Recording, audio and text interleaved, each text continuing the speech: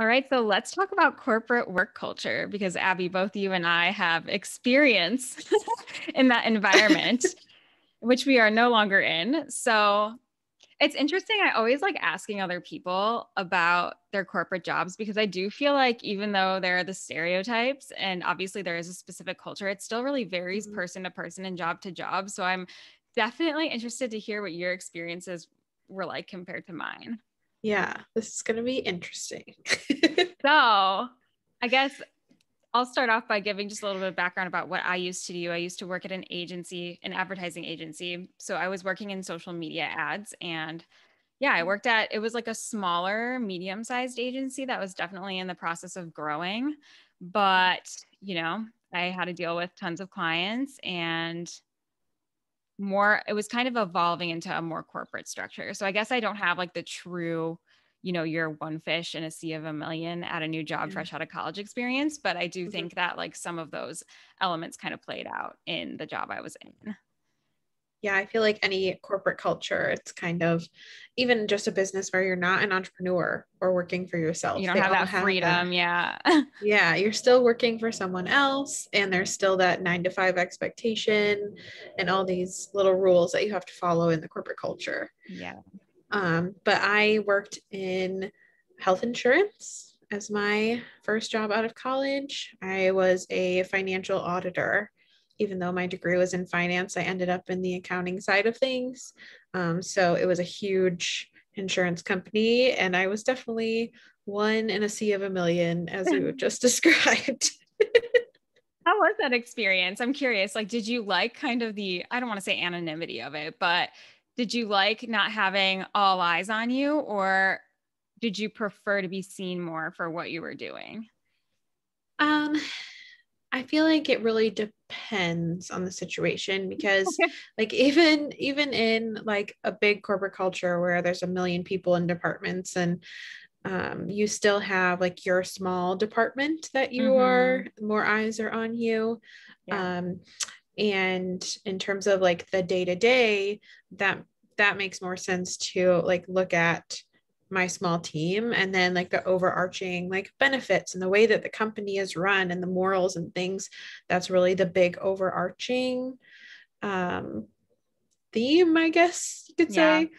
Um, so there was kind of a two prong there, but even in like a smaller department, it's very like whatever your director decides, or I'm using director as the term, but your boss decides. That's kind of like your own mini culture within the culture of the big company, you know? Yeah, I completely agree. That's how it was for me too. It was interesting because I kind of had both.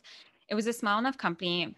Let's see, I'm trying to think how many people were there for the majority of the time I was there. It started rapidly growing towards the end. There were probably about only 30 employees for Wow. most of my time there. I was there for 3.5 years. And so I actually knew the vice president very well and on a personal level, but also at the same time, our team and my director, we had definitely our own subculture within the company. So Mhm. it was like all eyes on me everywhere, really. Yeah, that's worse. um, yeah. So, I mean, it was good and bad. Like, I definitely, and this is the interesting thing to talk about too. Like, I don't know, there are some things I kind of miss about corporate life, but I mean, for the Yeah. most part, I'm very glad I'm not there anymore. Mhm. But what was I going to say? It's nice to be recognized for your accomplishments. And I definitely, that was the first job where I felt like they were acknowledged on a bigger scale.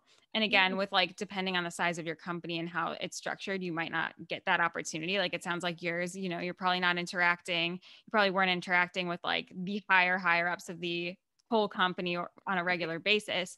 Mhm. Um, but it was nice, yeah, it was nice to, I guess, have that recognition selfishly when I did something good. But then again, Yeah. everyone knows if something goes wrong Wrong. in that situation too. So yeah, it was like yeah, it was an interesting mix, I would say. And as I mentioned, it was kind of transitioning into more like rigid hierarchy as I was Yeah. leaving. And I don't think that fully resonates with me. So I'm kind of glad that that was like when I decided to leave. Yeah, that seems like a perfect time to slide out. I definitely experienced the hierarchy situation. That's something that I didn't love about corporate culture is like you have to kiss ass basically to get where you want to be. And it's not necessarily always about your performance. Oh, a lot of it's And favoritism for yeah. sure. And like, you could even like work super hard and then there's an HR logistical issue that they have with legal or something that's like, no, you can't be promoted for X amount of years, even though you're doing amazing and that kind of thing. There's all these little like caveat rules in there. But yeah, I definitely would say there's positives and negatives. I definitely miss like the camaraderie of like being in an office and like talking to my coworkers about things and going to lunch. I was working in a city, so we'd just like go walk to lunch somewhere, you know. And even in the COVID world, I guess that changed, but I definitely miss that part. Yeah. Oh, for sure. I would say it's interesting too to reflect. And you were at your job. Was your job always remote, or no, you just said you worked in the city? I'm like clearly having a It's brain okay. fart. Anyway, yeah, mine was in person too, because I know some corporate jobs, like you're still working remote. My boyfriend's an example of this. He has definitely a corporate job, but he is full-time remote and on a regional level. So it's just interesting to hear how like those experiences differ too. But were you remote during COVID? COVID, yeah. I was remote for a couple days a week before COVID. And then once COVID hit, we were totally from home. Yeah. And that was an interesting shift for me personally too, because I think, like you mentioned, one of the perks of being in a corporate setting is you have that camaraderie and like, you know, you can still have coworkers and colleagues and clients that you connect with on a personal level if you're running your own business. But I feel like it's less common. I feel like people that run their own businesses tend to stick online, unless they happen to live in an area where there's a lot of connections. But yeah, for me, you know, I went from an office where like I was on a close, tight knit team and like knew everyone in the office to suddenly remote. And it was interesting to see how my feelings about my job changed once that happened, once that element was removed from it. And I was just stuck with like my work and Slack. And the dynamic really shifted. Like, this is something I still think about today. And I love my job. And I think that like the team does a great job of communicating over a bunch of different, like we use Boxer now. And I think that's so much more personable than like a written email or a message over Slack, which I was using at my old job. So I feel like the connections are really strong currently now, even not in the corporate world. But I do think there's like some value to being in a room and sometimes just like bouncing ideas off each other and the energy. I feel like you can feel it. So like, I do miss the occasional in-person client meetings or like going downtown. I would go to like Facebook headquarters for a meeting and they would kind of like get you all inspired and amped up. And like those things I definitely miss, and they can be done. Like, of course I plan to visit my coworkers eventually. It's just not as accessible, I feel like, working for myself. So I'm curious what your thoughts and feelings on that are too. Yeah, I definitely had that feeling for sure. When I started to work from home before the pandemic, though, I had a very big adjustment period. It was kind of lonely. I was in this apartment all day long by myself. I didn't have a dog at the time, so I was really by myself. And I think that kind of prepped me for the pandemic, but I think a lot of people really had to adjust. And I think even like you said, it makes you kind of reassess your job when you go into this like total lockdown space. And even like all the fear and things that came around the pandemic, I think everyone kind of just was like, okay, life is precious. And I wasn't paying attention to this before. I was just kind of putting my head down and driving to work. Going through the motions. Yeah. And it kind of made everyone take a pause and be like, is this something that's worth it to me? You know, and even working from home, like you're still on the computer for that many hours. You might not be in your car for a 2-hour commute anymore, but you're kind of forced to take a look at your, you're like take isolated inventory. with your thoughts and your feelings about what you're actually doing because there's no distractions. But it's funny that you say that, because I feel like I worked way more during work from home because I didn't realize how often people would like come over and distract me, or my friend would be like, let's go grab lunch now. Like I wasn't moving from my desk at all. It's really sad when we started working from home at my old job. Like I was just stationary, like so in the zone, zoomed in on my computer, like literally physically zoomed in. And Yeah, so that's just interesting. Yeah, and then you catch yourself being so close to your screen and you're like, whoa, what am I doing? Yeah. And I will say, and I think a lot of people also experience this with the shift to work from home for the most part. Um, it's that you have to now you're working and living in one environment, and you really have to learn how to separate your work from your home life. And this is something I Yes. still actively work on. I mean, it's tricky. I'm lucky enough that we have a separate office, which my boyfriend and I do share, so it can be a little challenging at times, but it's definitely better than our previous apartment. I was working in the living room, and Gosh. we weren't going anywhere ever because it was like the midst of lockdown. And I would I would clock off work, and I'm sitting there like literally staring at my computer set up 2 feet away. And it just felt really hard to separate the two. And I felt a lot of the emotions from my stressful day at work more easily carrying over into my personal life. I don't have that like drive, that 45-minute drive home to get myself out of that headspace. And then my home Mm. environment doesn't remind me of anything of work anymore. It's all combined. So that was a hurdle at first. And I feel like regardless of lockdown, a lot of people that start working for themselves probably go through some things similar. So did you have an experience Yes. like that too? Absolutely. We kind of had to force ourselves to go on walks immediately after work.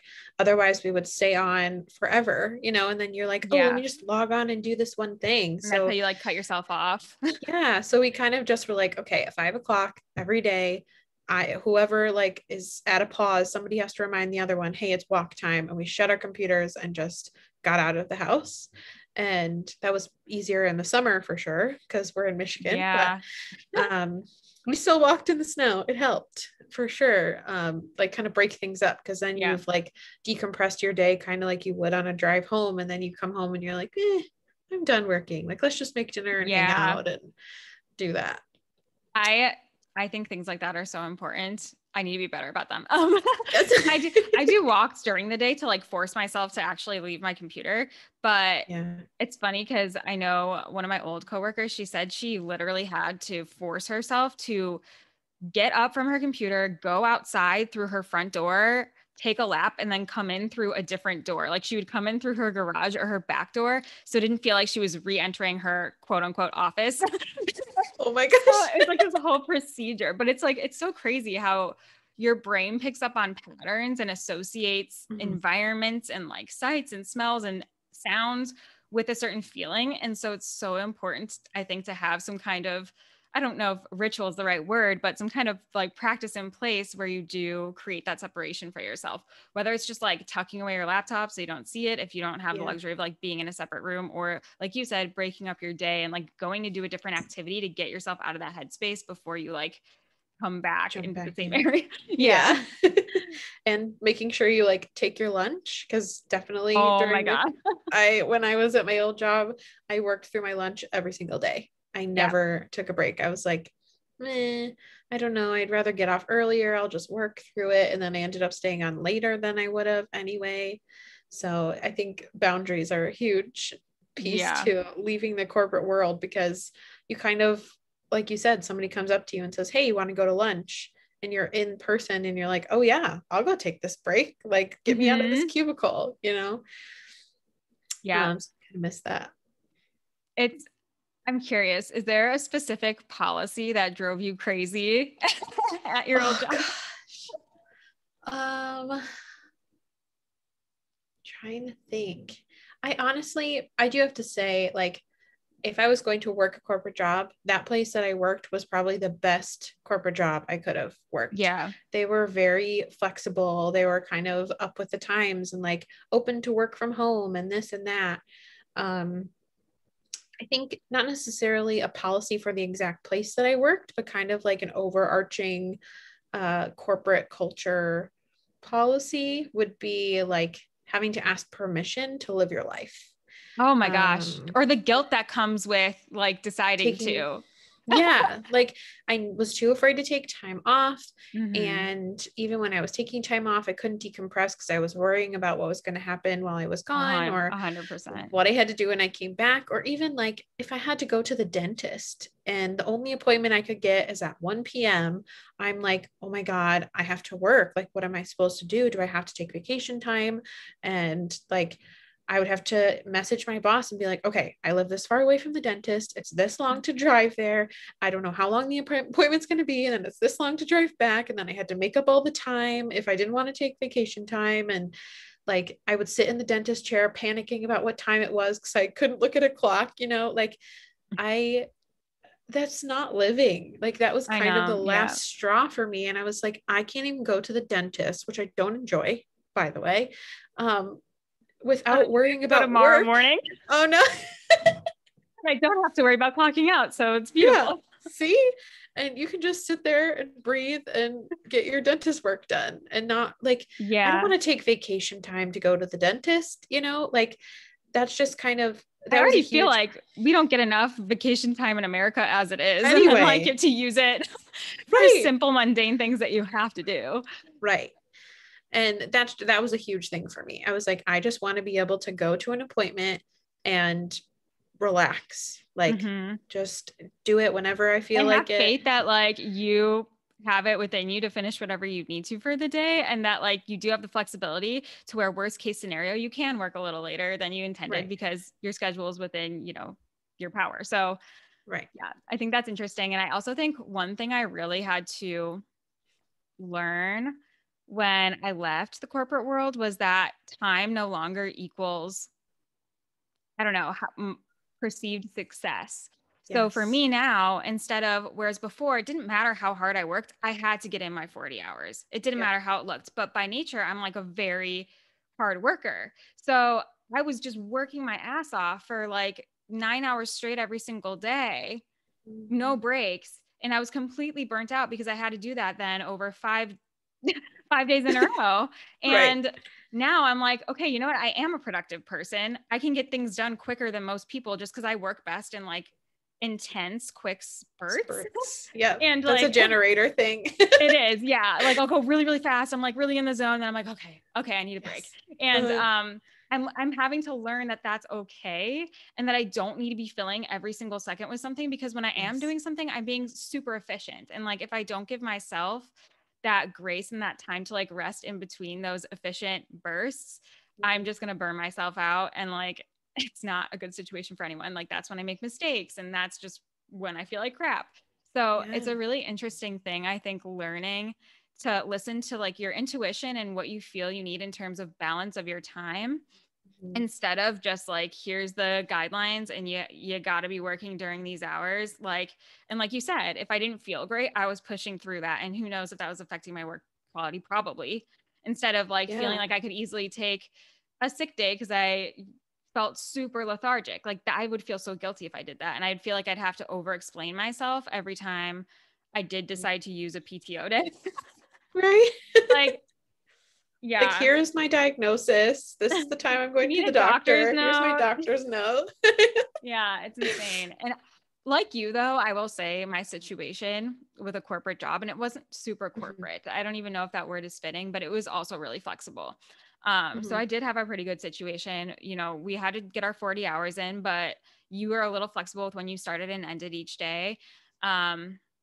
I think actually the company now is transitioning to a hybrid schedule of in-person and from home ever since they got back after COVID. So it's really interesting to see how a lot of corporate companies are moving in that direction and really listening to what people are wanting. And they're also realizing these newer kind of more hip companies, if you will, that are doing this stuff, like people know that exists. And so if you're not on the same level, people will go to another job that offers things like that. So I just think it's interesting to see how, especially just given everything that's gone on in 2020, how things were shifting before, but now we're kind of like being forced into this bigger shift. Yeah, I think a lot of corporate, in air quotes, companies, 9-to-5 companies after this pandemic are really transitioning into offering people a lot of the benefits you would get from being self-employed. And like, I remember reading a review for a job that I was looking at, and the girl was like, oh, well, I can just like tell my boss I want to go to the gym at 11 o'clock. And she's like, okay, have fun. And I just went to the gym in the middle of the day and still took a lunch and this. And I'm like, what? Since when is this happening at a corporate job? So I think it's kind of cool that they're taking that piece of the freedom from self-employment and integrating it into corporate.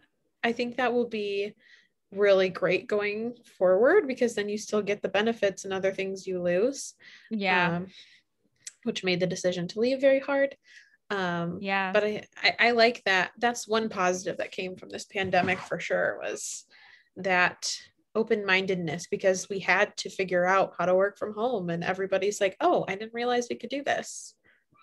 It is interesting. I wonder, and I'm sure that this is the case, but I wonder if there's been a huge shift in people starting their own businesses since COVID, just Mm-hmm. because they realized like they could and they realized kind of more what was involved. And I also think it's interesting, like you said, people are kind of offering, companies are offering kind of a piece of those benefits of working for yourself on a corporate level. Yeah. And I almost wonder if that's because I don't want to say it's like competition, but I feel like so many more people are now realizing they can work for themselves, and that like the pool of people, I don't know how to explain it. And maybe this is just my perception because of the bubble I live and work in, but I do feel like Yeah. now it's a choice between, do I start my own business or do I take this job? Yeah. And so, yeah, to stay relevant and to make sure that they're still attracting good talent, they're having to offer better and better things.